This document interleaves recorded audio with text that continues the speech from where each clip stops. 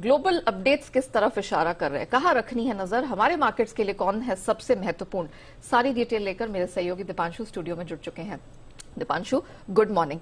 Equity space से तो संकेत अच्छे नहीं है, कच्चे तेल से बहुत बड़ी स्माइल आपके चेहरे पर दिखाई दे रही है, तो जरा बताइए क्या कुछ हुआ है और कहां नजर रखनी है। 100 के नीचे ले आई है ब्रेंड को, ऑलमोस्ट कल आ गया था, ऑलमोस्ट आ गया था, नीचे नहीं आया था, ऑलमोस्ट उसके नीचे ले आई, तो बाजार और भी खुश होंगे, एटलीस्ट हमारे बाजार। और एक राहत की बात ऑफकोर्स कच्चे तेल की है, उसके बारे में भी बात करेंगे, बट ऑफकोर्स जो लगातार दूसरे दिन आज आप ग्लोबल स्क्रीन पर परेशानी देख रहे हैं, उसकी वजह फिर से फेड ही निकलते हुए दिखी है। तो जैसे आप बता रही थी, सारे ही एशिया के बाजार कमजोर है, हमारा एसजीएक्स निफ्टी भी 125 अंक नीचे ही ट्रेड कर रहा है। जापान के बाजारों में आप भारी गिरावट आते हुए देख रहे हैं।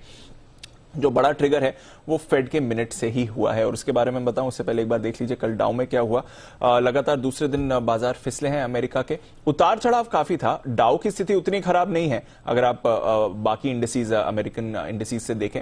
डाउ लगभग करीब 140 अंक 150 अंक नीचे फिसला था, बट निचले स्तरों से 125 अंकों की आपने रिकवरी भी देखी थी क्लोजिंग टाइम पर। बट नैस्डैक लगातार दूसरे दिन भारी गिरावट दिखाते हुए दिखाए, 2.25% की गिरावट बैक टू बैक नैस्डैक में आई थी। कल भी हम जब बात कर रहे थे 2.25% टूटा था उससे पहले वाली शाम को, और कल शाम फिर से 2.25% टूटकर ये बंद होते हुए दिखा है। S&P 500 1% नीचे था, रसल 2000 में 1.5% की गिरावट आई। तो अक्रॉस द बोर्ड सेलिंग थी, बट आईटी शेयर्स सबसे आगे फिर से थे जहां तक बिकवाली का दबाव है। Apple, Snapchat, Meta, Twitter, Tesla जैसे स्टॉक्स में आपने लगभग 3% की गिरावट कल देखी है। अब क्यों आई गिरावट और क्यों बाजार का मूड फिर से बिगड़ा है? एक्चुअली कुछ नया नहीं आया है फेड मिनट्स में, बट 2-3 चीजें हैं जिसकी वजह से डर बन रहा है। अब फेड मान रहा है, एटलीस्ट मिनट्स की अगर आप बात करें, कि आगे के जो भी रेट हाइक्स होंगे, जैसे मई में अगली बैठक है, वहां पर आधे % से दरें बढ़ाने की जरूरत है। यानी कि अब जो सब्सिक्वेंट रेट हाइक्स आएंगी वो बड़ी आएंगी। पहली रेट हाइक इनकी 1/4% की थी, अब आधे % की रेट हाइक्स आपको आते समय दिखने वाली हैं। इसके अलावा उन्होंने ये भी कहा कि इन्फ्लेशन को काबू में लाने के लिए अब ठोस कदम उठाने जरूरी है। यही याद होगा 6 महीने पहले तक फेड कह रहा था कि हमारी प्रायोरिटी ग्रोथ है, हमारी प्रायोरिटी एम्प्लॉयमेंट है, हमारी प्रायोरिटी इकोनॉमी को सहारा देने की जरूरत है।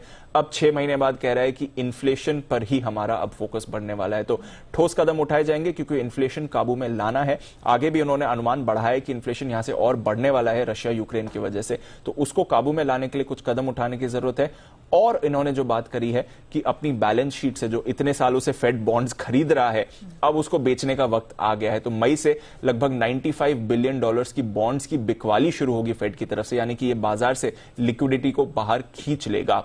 कुछ ऐसा नया आगे नहीं है, ये सब एक्सपेक्टेड लाइंस पर था, बट अब कुछ डेटा आपके सामने आ रहा है रेट हाइक्स को लेकर और साथ ही ये बॉन्ड सेलिंग प्रोग्राम को लेकर, जिसकी वजह से बाजार का मूड कल थोड़ा बिगड़ते हुए दिखा। हालांकि एंड ऑफ डे तक थोड़ा बाजार इसको एडजस्ट भी हो गए थे, इसलिए हमने हल्की रिकवरी भी देखी टुवर्ड्स क्लोजिंग।